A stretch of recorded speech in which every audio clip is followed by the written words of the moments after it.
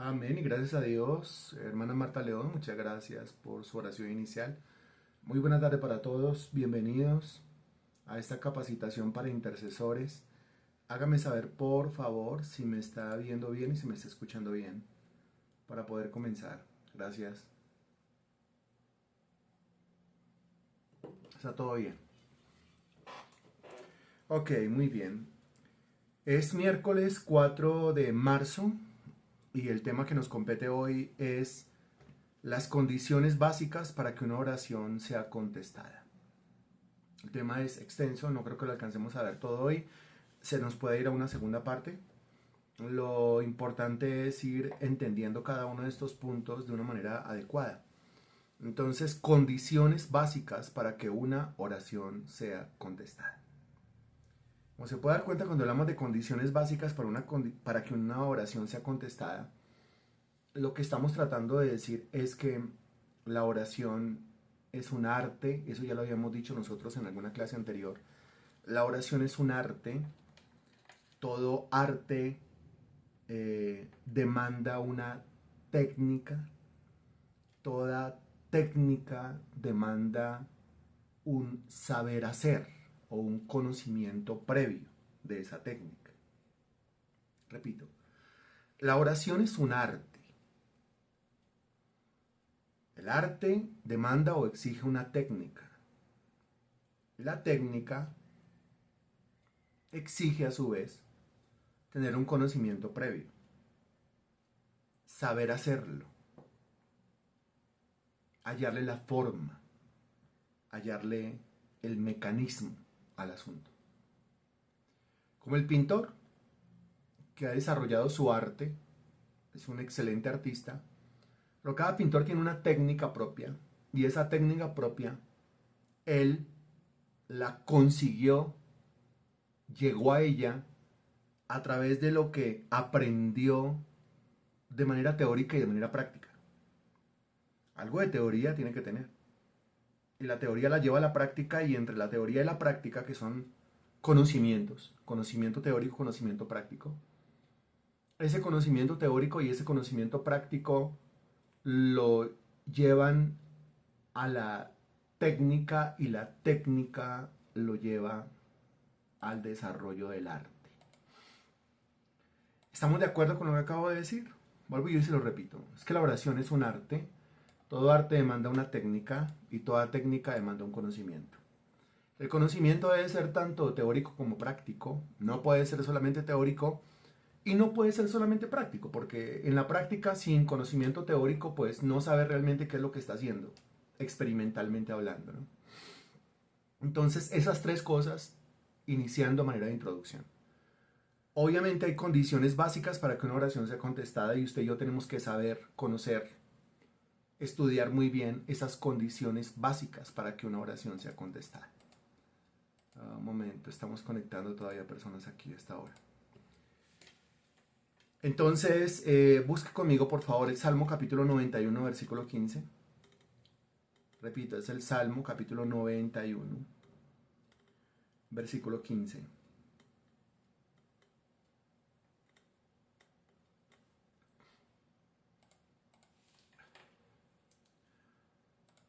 Recuerde, 3 personas escriben ya y arrancamos. Haga uso del chat, por favor, el chat.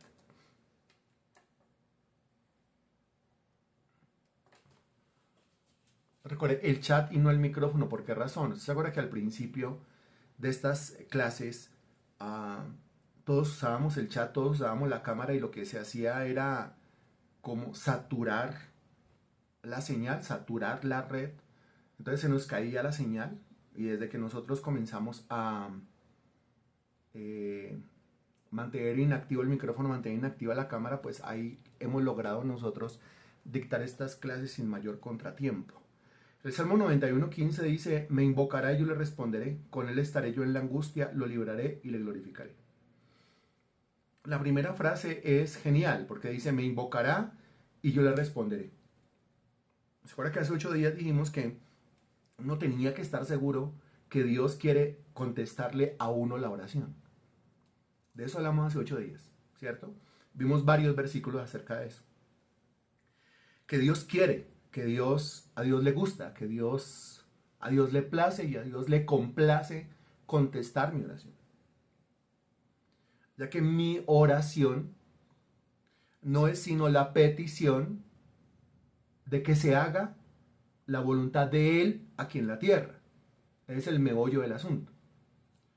Pues aquí, dése cuenta que esto es una frase que apenas tiene una frase compuesta de dos mini frases. Y la primera dice, me invocará, y la segunda dice, y yo le responderé. Eso dice, me invocará, y después, y yo le responderé. Está tan fácil de entender, tan fácil de digerir espiritualmente, que el texto me enseña a mí que si yo lo invoco, Él me responde, punto. No le ponga más asunto a eso. Con esa mentalidad es que nosotros entramos a estas capacitaciones. Si yo pienso de alguna manera, y eso lo vamos a tener que remediar en esta lección, si yo pienso de alguna manera que yo voy a orar, pero no creo que Dios me escuche, pues entonces no puede orar. ¿Para qué comienza a orar? Lo primero que tiene que hacer es depurar, desintoxicar la cabeza con respecto al tema de la oración. Si yo voy con la cabeza enferma a orar, pues yo no voy a recibir oración, yo no voy a recibir respuesta a la oración. Porque ya fui predispuesto a que Dios no me conteste. Y si yo voy predispuesto a que Dios no me conteste, pues ¿cómo voy a esperar que Dios me conteste? El texto dice claramente, me invocará y yo le responderé, es así. Con Él estaré yo en la angustia, o sea que lo está invocando en un momento de angustia y dice, lo libraré, que es exactamente la respuesta que le va a dar, y dice, y le glorificaré. ¿Qué quiere decir? Poner en alto, o sea, sacar de la angustia a un lugar espacioso, a un lugar agradable y confortable. Bueno, entonces con esto iniciamos, ¿no? Después de haber dicho la primera, la segunda y la tercera cosa, lo relacionado con el arte, la técnica y el conocimiento tanto teórico como experimental. Y en segundo lugar, yendo al Salmo capítulo 91, versículo 15, en donde se nos recuerda otra vez que la oración es tan sencillo como invocar a Dios y Él ha prometido responderme. Ahora, obviamente esa invocación, recuerde que toda oración es una invocación. ¿Y por qué decimos que toda oración es una invocación?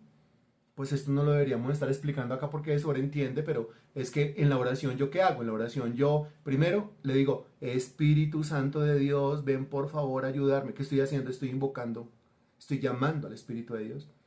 A continuación, ¿qué hago? Invoco, Padre, en el nombre de Jesús. ¿Qué estoy haciendo? Estoy invocando al Padre, estoy invocando a Jesús. En la oración es una invocación al Padre, es una invocación al Hijo y es una invocación al Espíritu Santo. Nosotros ya pasamos por esa enseñanza de la invocación. Muchas veces aparece la palabra invocación en la Sagrada Escritura. Desde el libro de Génesis, una de las primeras menciones, si no es la primera mención de la oración en la Sagrada Escritura, dice, y los hombres comenzaron a invocar el nombre de Jehová, a invocar, ni siquiera a orar, sino a invocar el nombre de Jehová. Porque en la época primitiva, la oración se conocía más bien con el nombre de invocación que con el nombre de oración. Lo primero que usted hace antes de orar es invocar, ya que orar es hablar con, pero ¿cómo va a hablar con si la persona con la cual quiere hablar no está presente? ¿Me estoy haciendo entender? Entonces, si la oración, si la persona con la cual usted quiere hablar no está presente, lo primero que tiene que hacer es asegurarse de que la persona con la cual quiere hablar esté presente. Y la única manera de asegurarse que la persona con la cual usted quiere hablar esté presente es invocando a esa persona, llamando a esa persona. Aquí antes de la oración está la invocación. Por pura lógica, antes de la oración está la invocación. Esto que yo acabo de decir, ¿está claro? Lo que acabo de decir le ha quedado claro. Y lo que acabo de decir le ha quedado claro en la cabeza y le ha quedado claro en el cuaderno para que después usted lo pueda repasar. ¿Estamos claros con eso? Porque antes de la oración es la invocación. ¿Y por qué en el Antiguo Testamento pues la oración se conocía más con el nombre de invocación? Y porque realmente debería tener el nombre de invocación. ¿Qué vamos a hacer? Reunámonos a las 5 de la mañana para invocar a nuestro Dios, invocar al Padre, al Hijo, al Espíritu Santo. Después de haberlo invocado, o sea, después de haberlo llamado y que se haga presente, pues ahora sí oremos, es decir, hablemos con Él.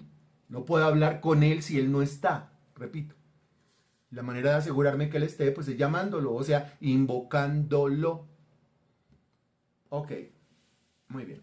Recuerde, usted está recibiendo esta capacitación para después conectarse a las 5 de la mañana a ayudar con ese ministerio de intercesión. ¿Sí? Usted está recibiendo esta capacitación, pero para integrarse en cada uno de los turnos de intercesión, ya sea a las 5 de la mañana, ya sea en la madrugada, ya sea en la mañana, ya sea en la tarde, ya sea en la noche. Nosotros no estamos dictando estos cursos para enterar a las personas o para entretener a las personas este año, no.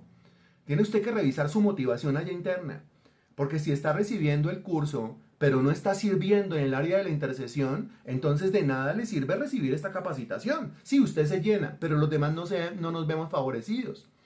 Usted se llena, pero los demás no nos vemos bendecidos. Estamos dando precisamente, por eso se llama una capacitación. Y mire lo que dice Natalia muy bien, es que esto debe ser practicado. Y las formas de practicarlo es a las 5 de la mañana, pero yo a algunos no los veo a las 5 de la mañana. E integrarse a algunos turnos. Hay gente aquí que ora a la madrugada, otra gente que ora en la mañana, otra gente que ora en la tarde, otra gente que ora en la noche, que dobla rodilla y reporta su oración. No es que yo me voy a conectar a la capacitación de intercesión porque hablan tan bonito. No, pero es que ese no es el objetivo de una capacitación. El objetivo no es escuchar a alguien que hable bonito o que hable maluquito, no. El objetivo es yo llenarme de todo ese conocimiento para poderlo llevar a la práctica, de lo contrario no sirve. Ahí estoy en la capacitación. Y si no estoy sirviéndole a Dios con esa capacitación, si las personas que se reúnen conmigo también, la iglesia a la cual pertenezco, el ministerio al cual yo pertenezco, no se ve beneficiado, entonces ¿de qué me sirve tanta capacitación? ¿De qué me sirve tanto curso y de qué me sirve tanta clase? ¿Estamos de acuerdo con esto?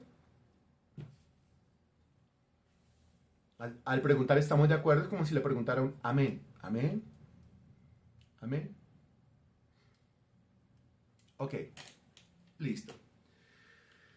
Muy bien, entonces sí, iniciemos de una vez. Condiciones básicas para que una oración sea contestada. La primera, la carta a los Hebreos en el capítulo 5, versículo 7. Carta a los Hebreos, capítulo 5, versículo 7.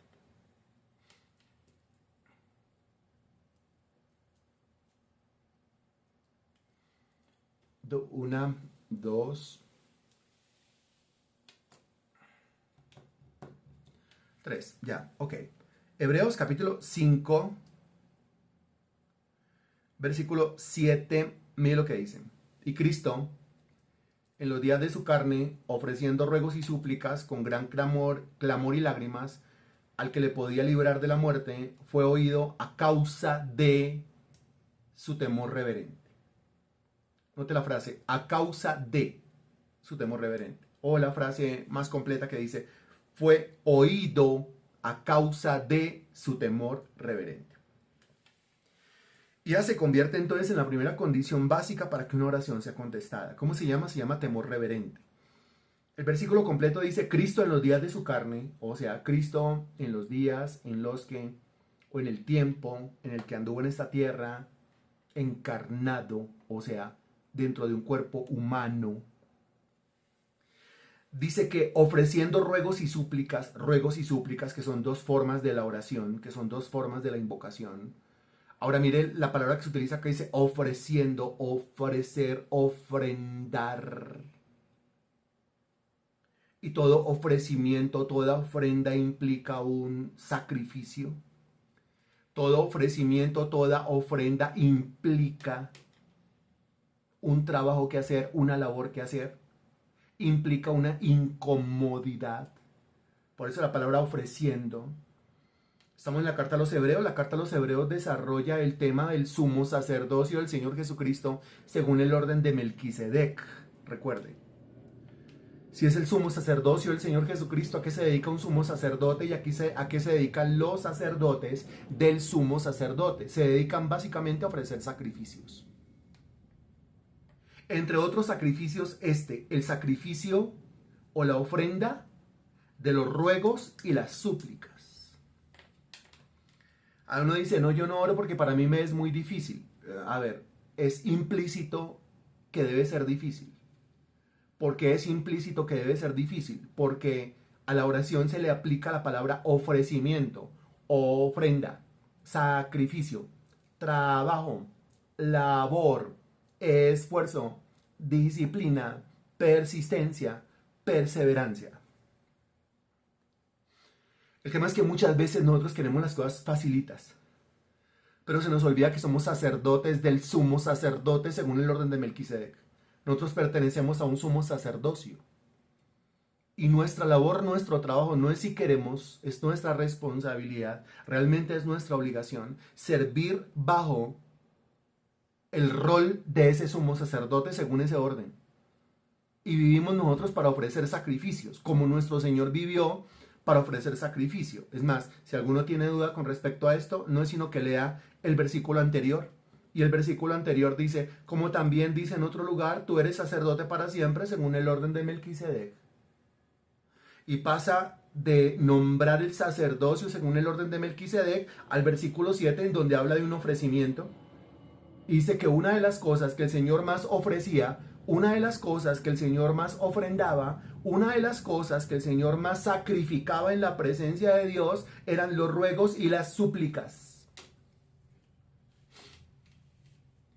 Y que eso lo hacía con gran clamor y lágrimas, gran clamor y lágrimas. Ahora, si aparece aquí la palabra ofrecimiento, si aparece la palabra ruego, van 2. Si aparece la palabra súplica, van 3. Si aparece la frase gran clamor, van 4. Y aparece la frase grandes lágrimas, van 5. Esas 5 cosas implican ¿qué? ¿Implican facilismo o implican trabajo? Implican esfuerzo. ¿Cómo lo ve usted? ¿Cómo lo entiende usted? Repito las 5 frases. Ruegos, súplicas, ofrecimiento, ofrenda, gran clamor y grandes lágrimas. ¿Eso está hablando de qué? ¿De facilismo? ¿Facilito? ¿A la orden del día? ¿Menú del día? ¿O eso implica esfuerzo? ¿Eso implica trabajo? ¿Eso implica sacrificio? ¿Por qué? Porque es que a la carne no le gusta la oración. La carne odia, la carne aborrece la oración. Nunca su carne estará dispuesta para orar. Nunca su carne querrá orar, mucho menos su carne querrá ofrecerle algo a Dios, mucho menos su carne querrá rogar, suplicar, mucho menos su carne querrá ofrecerle a Dios un sacrificio con gran clamor y grandes lágrimas. No, eso a la carne no le gusta. Eso la carne lo odia. Recuerde que la carne, que es la sumatoria de alma más cuerpo, eso es la carne en la Biblia. La carne tiene un centro, está centrada, tiene un objetivo. ¿Me recuerda usted en qué está centrada la carne? Comandada por el alma, lógicamente, ¿en qué está centrada el alma? ¿En qué está centrada la carne? Lo aprendió muy bien, en sí misma, en ella misma. Ahí es donde vive el ego. Excelente, Germán, también lo aprendió muy bien. Me alegra muy bien, me alegra mucho que lo haya aprendido bien. Ahí es donde está el ego, el ego. Es decir, usted y yo andando desde el ego, usted y yo andando desde la herida propia, usted y yo andando desde la ofensa propia. Mire que digo usted y yo, no estoy diciendo usted solamente. Y no estoy diciendo yo solamente, estoy diciendo usted y yo andando desde el ego, desde la herida propia, desde la afectación propia, desde la ofensa propia. Eso quiere decir que usted y yo estamos andando en el alma. O usted y yo estamos andando en la carne. ¿Sí? Eso es lo que quiere decir. Una vida centrada en uno mismo. Esa no es la vida cristiana. No. La vida cristiana se trata de si alguno quiere ser mi discípulo, o si alguno quiere venir en pos de mí, ¿qué es lo que tiene que hacer? Con N. A ver si se acuerda del versículo. Ay, Marta León, muy bien. Niéguese. Ahora, ¿niéguese qué? Complete la frase, por favor. Niéguese, a él le falta un pedacito. Ahí está, lo tiene. ¡Qué bien! Niéguese a sí mismo. Y eso de niéguese a sí mismo, ¿qué significa? Que no es como usted quiera, que no es como yo quiera. No, no, no, no, no. Niéguese a sí mismo, tome su cruz, mire lo que dice, cada día y sígame. Ahora, una cruz, lo preguntaba algún día, le dimos arandelas a la situación, la respuesta es una sola. La pregunta es, ¿para qué es una cruz? Porque el versículo menciona una cruz. Entonces, ¿para qué es una cruz? La respuesta es una sola. ¿Cuál es la respuesta? ¿Para qué es una cruz? Para morir, ya. Una cruz es para morir, una cruz es para matar, una cruz es para asesinar, una cruz es para sacrificar, una cruz es para dar de baja, una cruz es para muerte, para eso es una cruz, ¿ok? Ahora dice, niéguese a sí mismo, o sea, es usted mismo el que tiene que ir a la cruz, su propia voluntad lo que tiene que ir a la cruz, su propio capricho lo que tiene que ir a la cruz. Como usted quiere que se hagan las cosas, eso es lo que tiene que ir a la cruz. Tome su cruz y dice, mire lo que dice, tome su cruz cada día, que aquí también cometemos nosotros un error gravísimo. Y error gravísimo es decir, Señor, de aquí en adelante de aquí en adelante nada. Esas promesas yo no las puedo hacer. Esas promesas son votos a la ligera. El texto no dice, tome su cruz eternamente y por los siglos, sino tome su cruz cada día. Cada día. O sea, eso es algo que yo debo hacer hoy y lo debo hacer en la mañana y lo debo hacer en la media mañana y lo debo hacer en el mediodía y lo debo hacer en la media tarde y lo debo hacer en la tarde y lo debo hacer en la noche y lo debo hacer ya cuando entra bien la noche. Eso es algo que yo debo hacer todos los días y cada momento del día. ¿Qué tan fácil es? No, pues qué tan fácil es morir. Yo le hago la pregunta. ¿Qué tan fácil es morir? No, eso no es fácil. Entonces no sea como yo quiero, sino como Él quiere. Mira, esa es la característica. Es el distintivo más importante de un cristiano. Cuando se trata, por ejemplo, de cosas, tan sencillas como conectarse a un discipulado de estos. No, que no se haga como yo quiero, sino como... No me conecté al discipulado porque es que.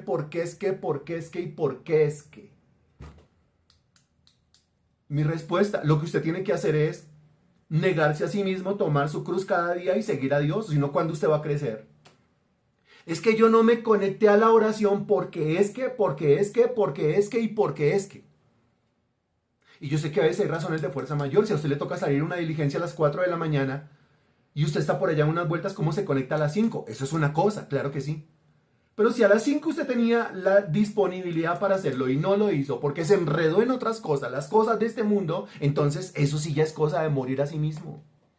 Eso es cosa de morir al desorden. Y es cosa de morir a la propia debilidad. Y es cosa de morir a los propios dolores. Y es cosa de morir a todo eso que pertenece al yo. Ese yo horrible que nos caracteriza. ¿Sí? El yo es el que lleva toda la crítica. Desde el punto de vista espiritual, desde el punto de vista de la Biblia, el yo no es el que se lleva los halagos. El yo no tiene nada que aplaudírsele. El yo es el que tiene todos los defectos. El yo es el que tiene toda la crítica. Desde el punto de vista de la mente de Dios, el yo es el que tiene todo el cuestionamiento, toda la crítica, todo el señalamiento. Eso es lo que Dios ha señalado y ha dicho, eso no me gusta de usted. El yo es la parte que a Dios no le gusta de mí.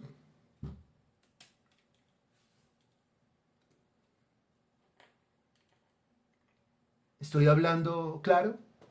El yo es la parte que a Dios no le gusta de usted. Aunque en el caso de algunos parece que creyeran que a Dios le gusta todo de él, y algunos están 100% conformes con cómo son, porque lo que falta es la luz del Espíritu Santo ahí que le haga verse como realmente se tiene que ver.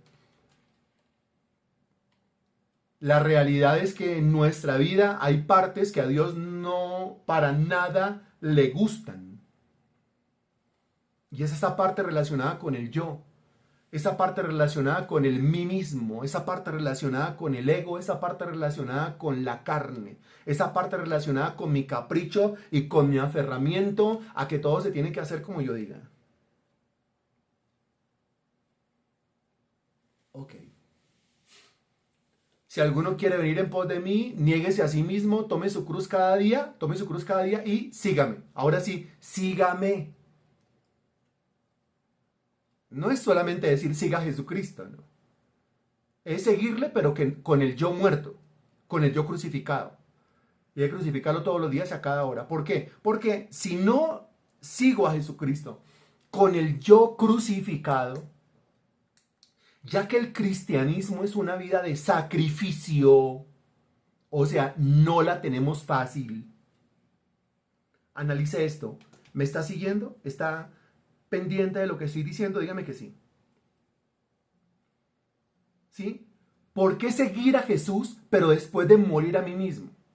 Porque si yo no muero a mí mismo cada día, a cada momento del día, y sigo a Jesucristo, como la vida cristiana es una vida de sacrificio, es decir, no se nos pone fácil.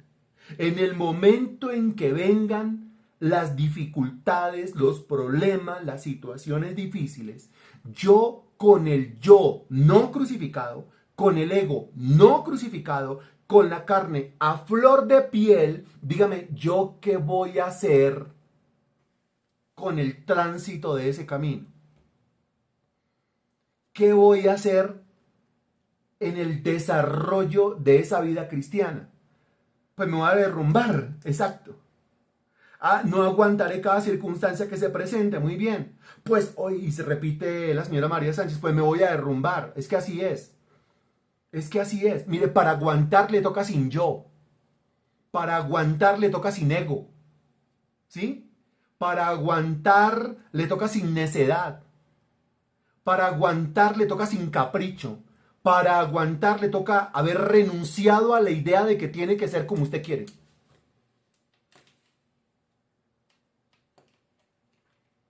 Y esto que estoy diciendo tiene que ver con la primera condición básica para que una oración sea contestada. En la frase del versículo 7, temor reverente. Eso de temor reverente, que es una frase compuesta por dos palabras que realmente a uno se le dificulta interpretarla. Porque una cosa es el temor, pero otra cosa es el temor reverente. ¿Acaso el temor en sí mismo no es reverente?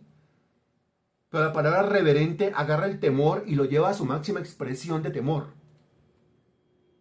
¿Qué es temor reverente? Buena pregunta, ¿cierto? Temor, muy bien, temor en su máxima expresión. Temor. Definimos temor nosotros como ese profundo respeto, como ese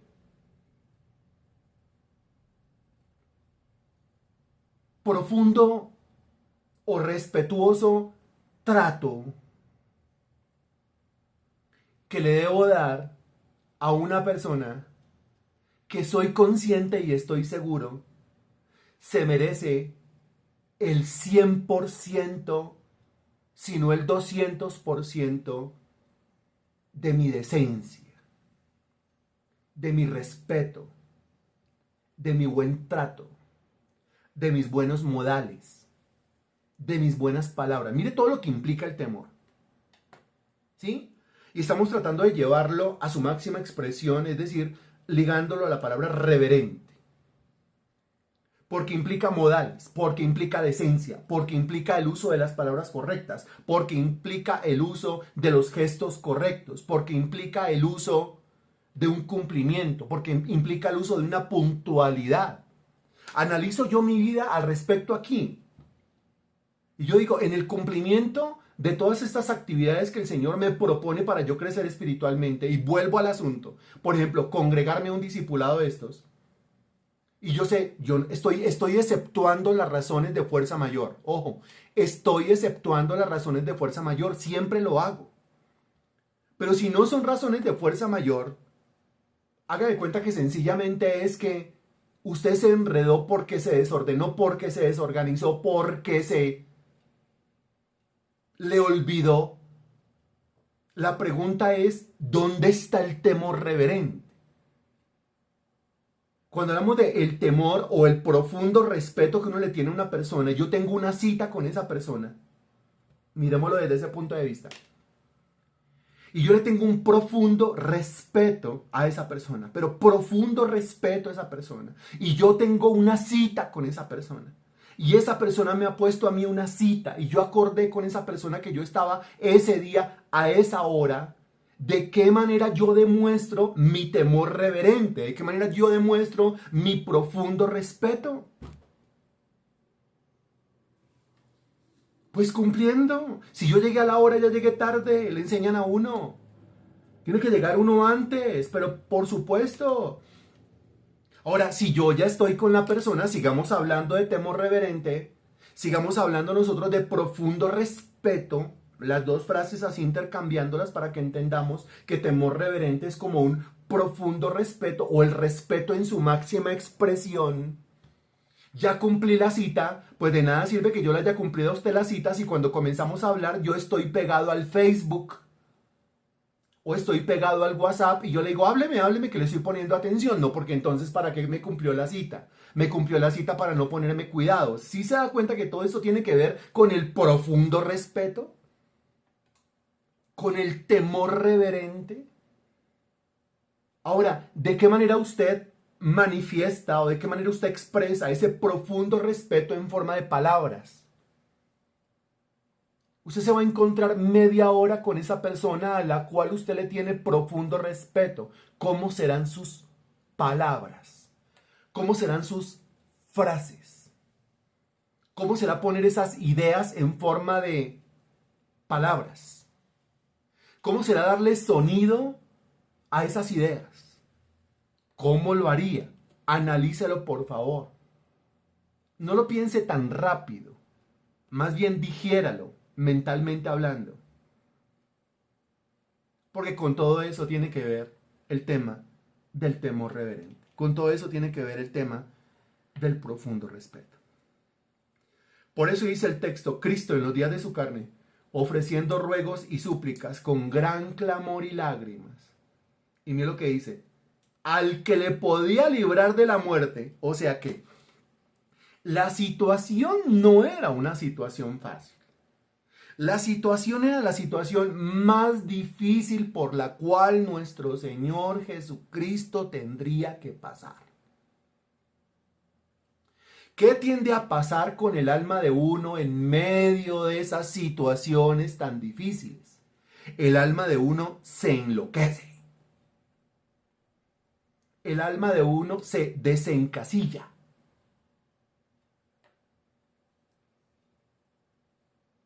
El alma de uno se desquicia.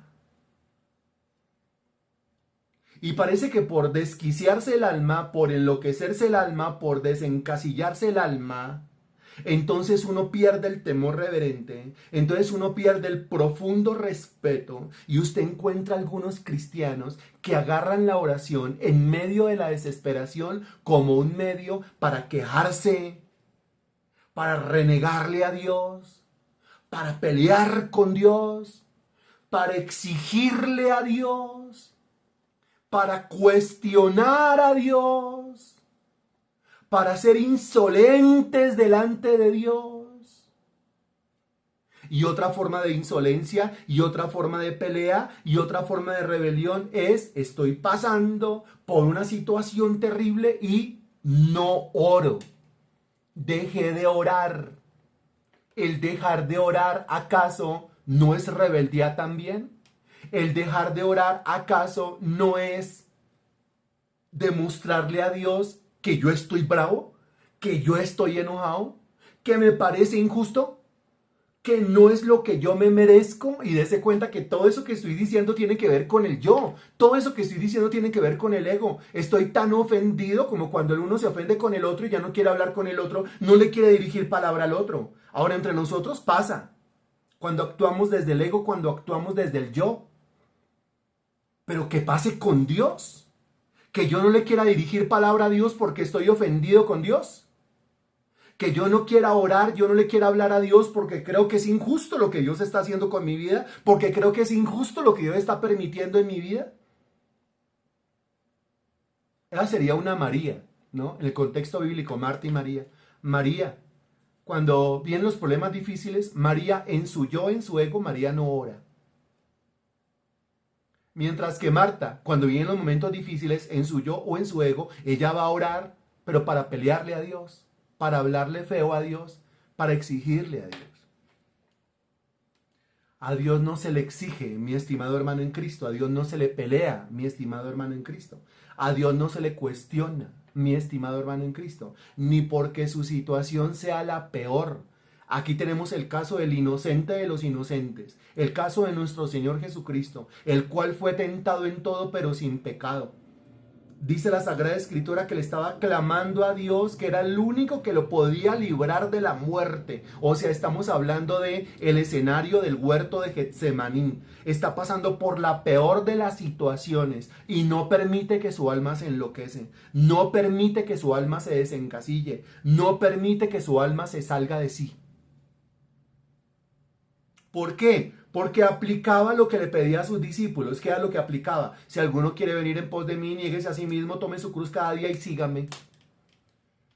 Vemos en esa peor situación por la cual pasó a un hombre con el ego crucificado, diciéndole a Dios, no se haga mi voluntad sino la tuya, y hablándole a Dios con un profundo respeto, con un temor reverente. Si usted y yo queremos que Dios nos conteste la oración, como lo dice el Salmo capítulo 91, versículo 15, entre otros versículos, si usted y yo queremos que Dios nos conteste afirmativamente, positivamente la oración, lo primero que tenemos que desarrollar es temor reverente. Lo primero que tenemos que desarrollar es un profundo respeto a aquel que está sentado en el trono, un profundo respeto a su santo Hijo, nuestro Señor Jesucristo, un profundo respeto a la persona del Santo Espíritu de Dios.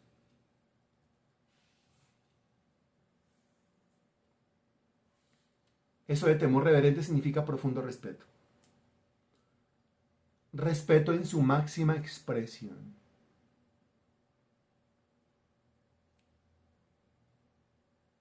Alguien en esta tierra, ser humano, que usted considere que es una persona a la cual usted le tiene un profundo respeto. Compártame eso, por favor. Ojo la pregunta que acabo de hacer. Alguien en esta tierra, ser humano, que usted considere que usted le tiene a esa persona un profundo respeto. O alguien en esta tierra, ser humano, que considere que esa persona a usted le tiene un profundo respeto, y es evidente que le tiene un profundo respeto por cómo lo trata, por cómo le habla, por cómo se expresa, por cómo lo atiende. ¿Quién? Compártame eso. Compartamos eso por un momento, por favor, que eso edifica.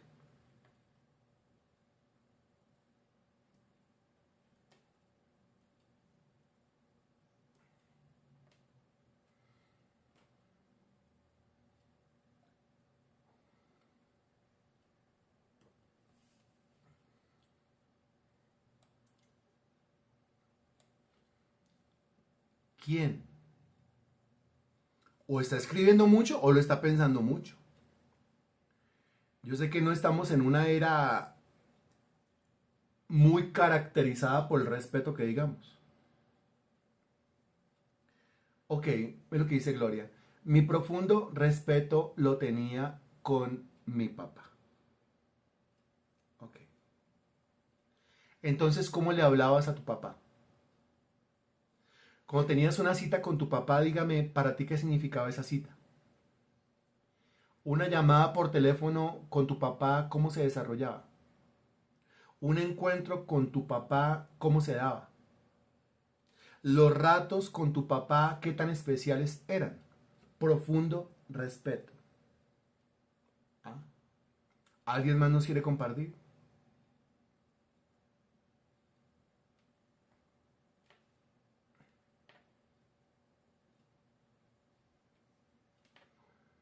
Ok, esposo, hijos y padres. Ok.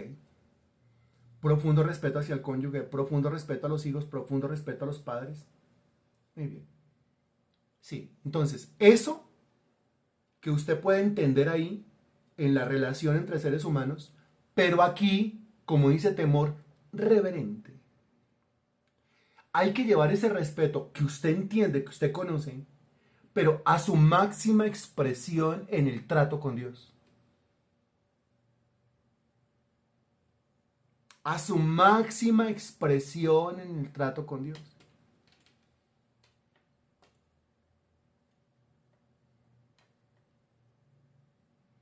Podemos captar la esencia de lo que se está diciendo en este primer punto que dice usted. Primera condición básica para que una oración sea contestada. Temor reverente o profundo respeto. O tercera frase, respeto en su máxima expresión. Eso lo voy a escribir yo también acá.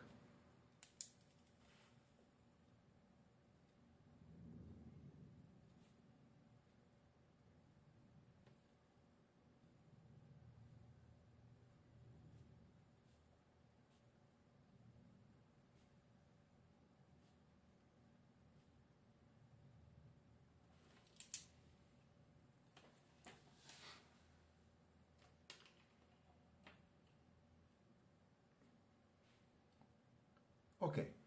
Eso quiere decir los incumplimientos, las impuntualidades, el no asistir, el aparecer parcialmente, el aparecer intermitentemente, ¿sí? El no poder contar con la irresponsabilidad en las cosas de Dios, etcétera. Todo eso está demostrando su profundo irrespeto a las cosas de Dios. ¿Sí? Su irrespeto en su máxima expresión. Y después nos preguntamos por qué tenemos la vida como la tenemos. Y por qué nos preguntamos por qué nos pasa lo que nos pasa. A continuación, Mateo capítulo 21, versículo 22. Por favor.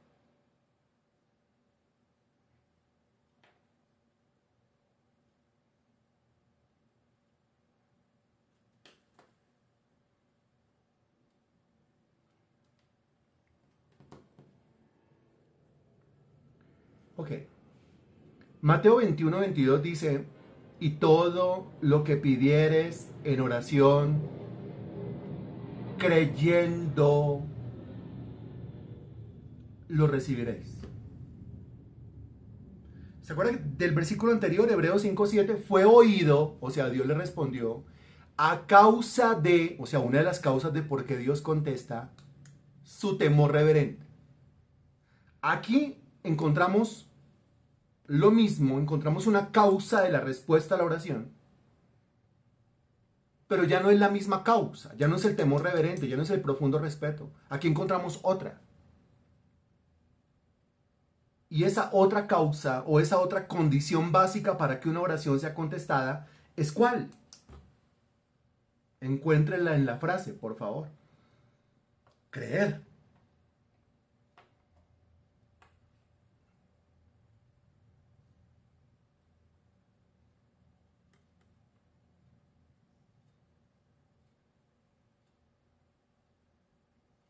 Creer. Muy bien. Cuando analizamos el tema del creer, pues todo el mundo va a decir yo creo, ¿cierto? Todo el mundo va a decir yo creo. Pero si usted lo analiza profundamente, ese tema del creer, ese tema de la fe, ese tema del confiar, es algo más profundo, algo más complejo que solamente decir yo creo. Permítame aquí busco un versículo. Sí. El texto de Marcos capítulo 11 a partir del versículo 22. Marcos 11, 22.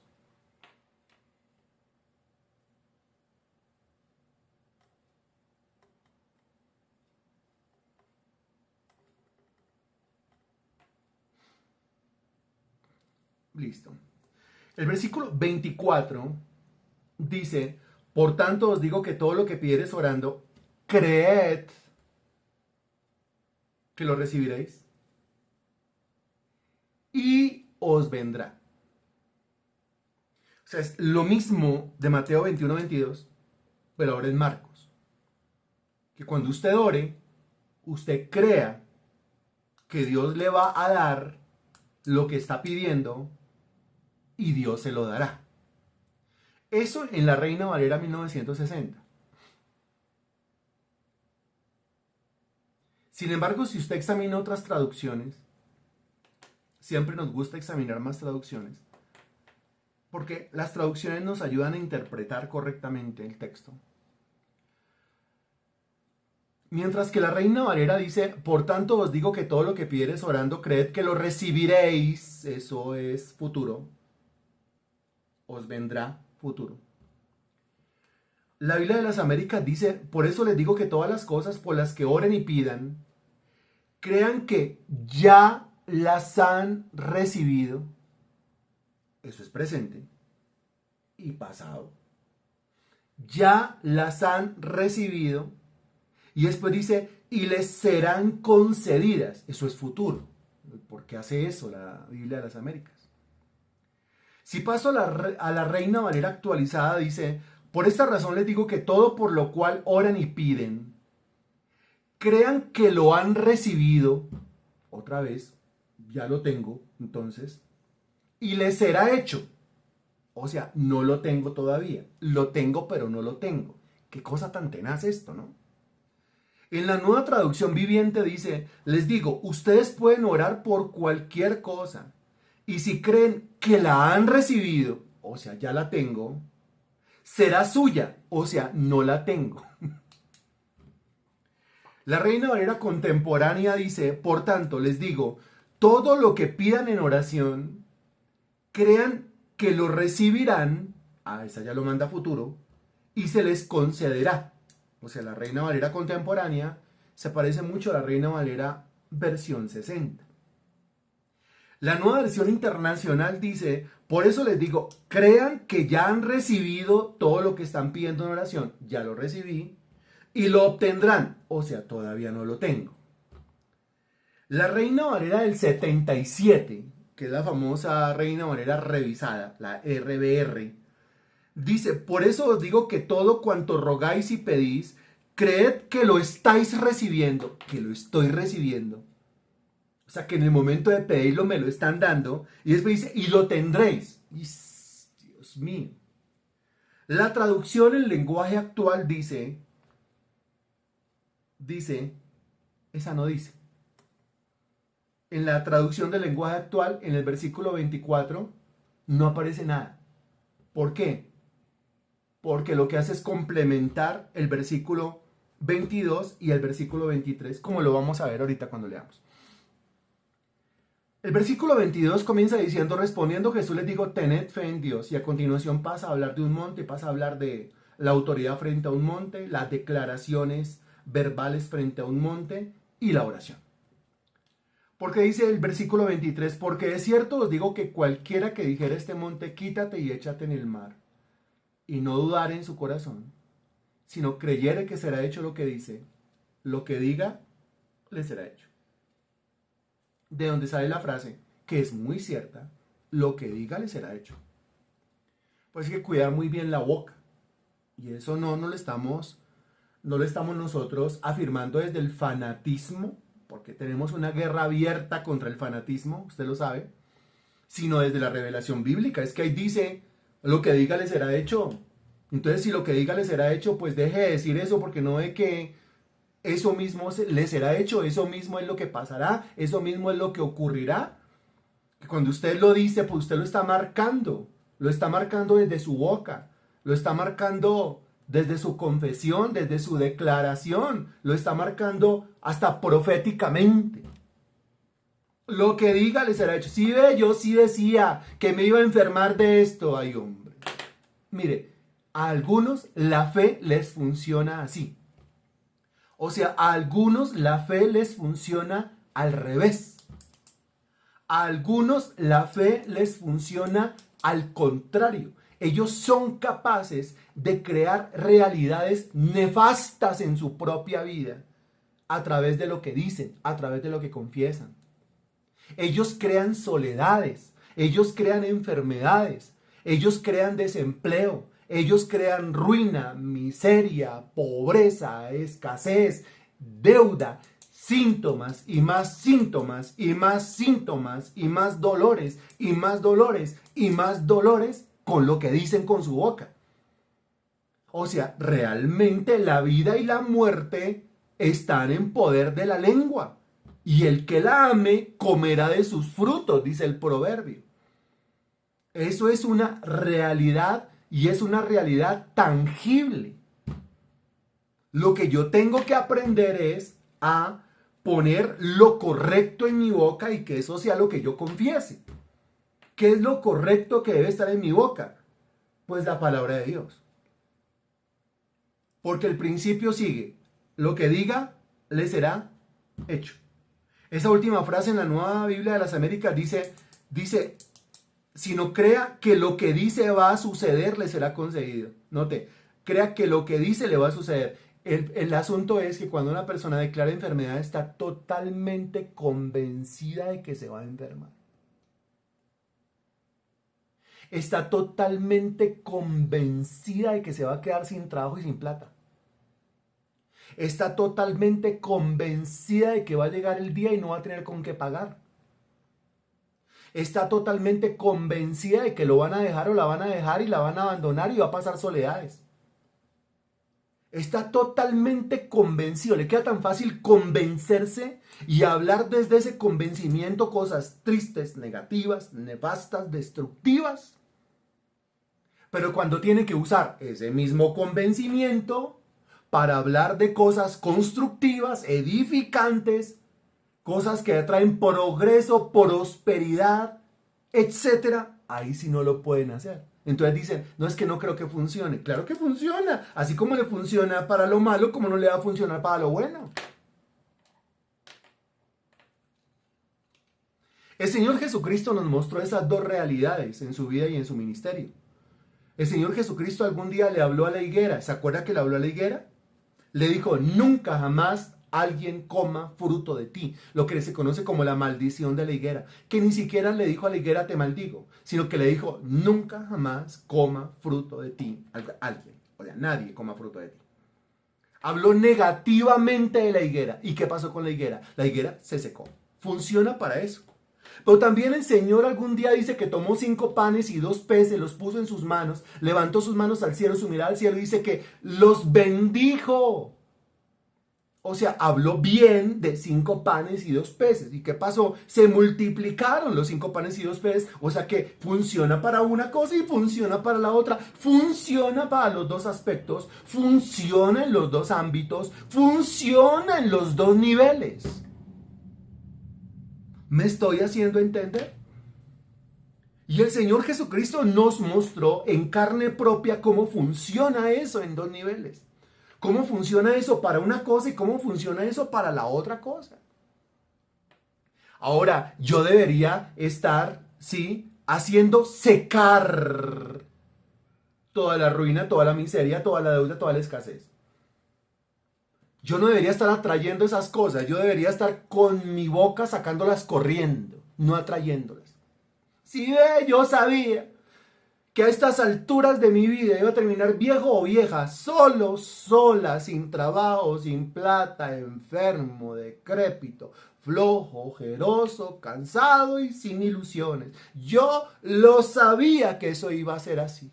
Hasta profeta seré, dicen algunos. Y yo, este sí es bien mulo, para utilizar un término bíblico. No sé, es como el caballo o el mulo sin entendimiento. O tan torpe era yo que no entendiera como una bestia delante de ti, como lo dice el Salmo, ¿cierto? Sí, qué horror, pero es así.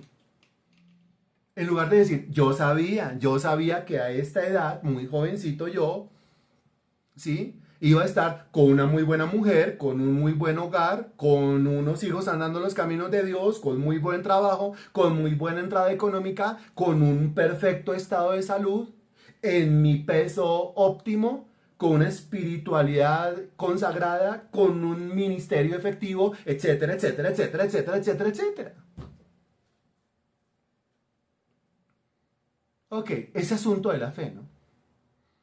Y el asunto de cuando la fe, porque ¿qué es la fe? La fe es creencias, la fe es ideología, la fe es estar convencido de algunas frases, si usted se pone a analizarlo.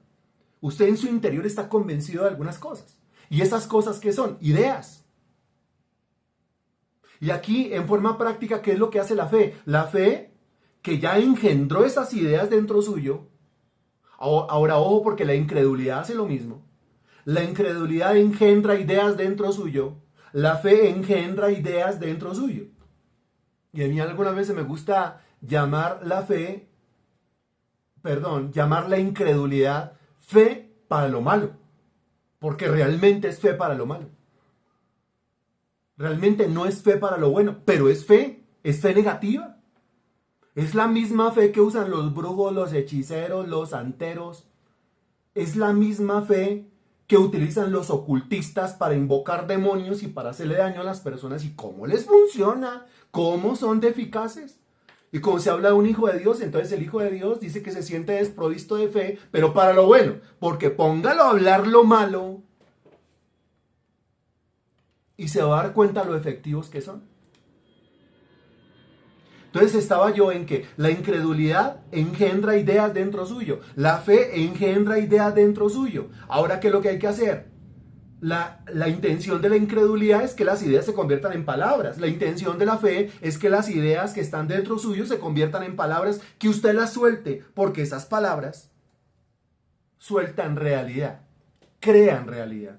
Pero, ¿son las palabras? No. ¿No son las palabras? No, no son las palabras. Algunos creen que son las palabras, pero no son las palabras. Es lo que está detrás de las palabras. ¿Y qué es lo que está detrás de las palabras? ¿Qué es lo que estamos analizando aquí en el segundo punto? Responda, por favor.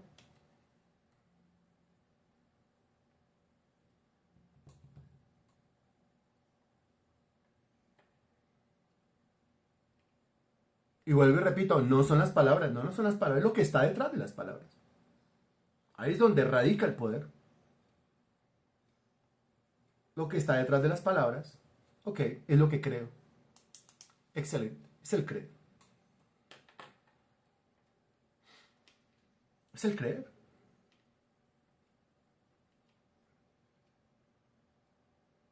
Es que las palabras tienen poder, ¿no? La fe tiene el poder.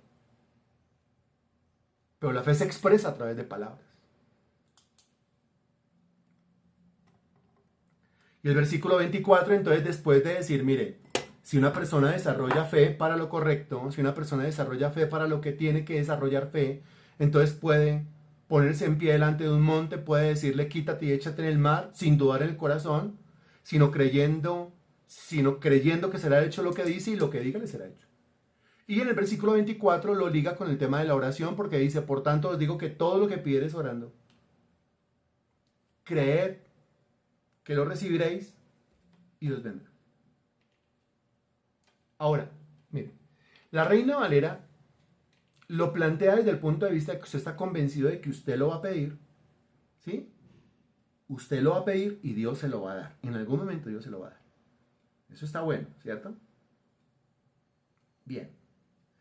Busco esta versión que es la Reina Valera 77, que me parece interesante, que dice, por eso os digo que todo cuanto rogáis y pedís, creed que lo estáis recibiendo. Esto es otra cosa. Porque la Reina Valera 1960 dice, pida a Dios, en algún momento le da. La Reina Valera 77 dice, pida que mientras que usted está pidiendo, Dios le está dando. ¿No? Y la Biblia de las Américas dice, todas las cosas por las que oren y pidan, crean que ya las han recibido y les serán concedidas. ¿Al fin qué? Pues las tres. ¿Cómo así las tres? Sí, esto está hablando de su nivel de fe, realmente. A ver, ¿qué es lo que usted tiene? ¿Qué es lo que usted tiene que creer? Lo que tiene que creer es que usted está pidiendo a Dios, Señor, vengo a pedirte, Dios me va a dar. Ese es el planteamiento de la 60. Dios me va a dar lo que yo le voy a pedir. Ok, ahora, ya le estoy pidiendo. El planteamiento de la versión 77 es, ya le estoy pidiendo, pues en la medida en que le estoy pidiendo, en esa medida Dios me va dando. Ahora el planteamiento de la Biblia de las Américas es, yo le estoy pidiendo y Dios ya me dio. ¿Qué quiere decir? Mire, quiere decir que yo comienzo a orar, Dios me va a dar. Yo ya estoy pidiendo, Dios ya me está dando. Yo acabé de pedir, Dios ya me dio. Vuelvo y se lo repito, esto es en 3 tiempos. Tiempo 1, comencé a pedir, Dios me va a dar. Ya estoy pidiendo, Dios me está dando. Terminé de pedir, Dios ya me dio. Tiempo 1, tiempo 2 y tiempo 3. Porque así lo señala el griego. No son traducciones antojadizas o caprichosas. Es que una palabra en el griego puede significar tantas cosas a la vez. Y esa palabra en el griego puede significar o un pasado, o un presente, o un futuro. ¿Cómo lo entendemos? De todas las formas como lo señala el término en el griego. Como que Dios me va a dar, como que me está dando y como que ya me dio. Ahora, ¿dónde está su nivel de fe? ¿En que le va a dar en algún momento? ¿Dónde está su nivel de fe? ¿En que le está dando mientras que usted está pidiendo? ¿O dónde está su nivel de fe? En que cuando usted acabe de su oración y de decir amén, ya todo estará hecho. Bendito Dios, te damos infinitas gracias, Santísimo Señor, por esta clase, por este conocimiento, por esta información, Señor. Te doy gracias, bendito Señor Dios, porque eres tú hablando, Señor Dios, a través de tu siervo, y eres tú llevándonos a una comprensión real de lo que enseña tu santísima palabra. Te doy gracias también por cada persona que se ha conectado, Señor Dios, a estas oraciones, a estas capacitaciones, para después conectarse a las oraciones, para después servir efectivamente en el ministerio de intercesión, Señor Dios, para servir efectivamente para esta iglesia, Señor, para venir y nutrirse, alimentarse, pero también después para, con esa fuerza de la nutrición, ir a servir, Señor Dios, en los campos de servicio de este ministerio. Te doy gracias por cada persona, Señor Dios, que ha estado con su oído abierto. Y te doy gracias porque gracias a tu unción, Santo Espíritu de Dios, es que podemos enseñar, y gracias a tu unción es que podemos entender y podemos recibir todo lo que tienes para nosotros, Señor. Quiero pedirte aquí bajo la unción tuya, bajo la presencia tuya, bajo la manifestación tuya, que tú transformes, Señor Dios, a cada persona que ha recibido esta capacitación en un intercesor eficaz, en una persona, Señor, que doble sus rodillas y haga estremecer al diablo, Señor. En una persona, Señor Dios, a través de la cual tu nombre sea santificado, tu reino, Señor, sea establecido y tu voluntad sea hecha en esta tierra, Señor Dios.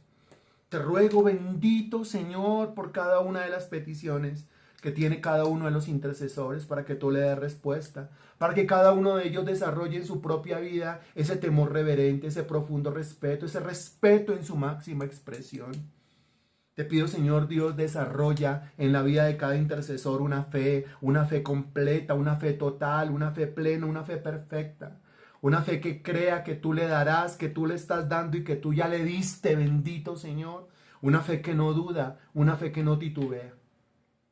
Como siempre terminamos estas clases pidiéndote, y así lo has hecho, Señor Dios, porque estas clases van por muchas partes de este mundo ya, Señor.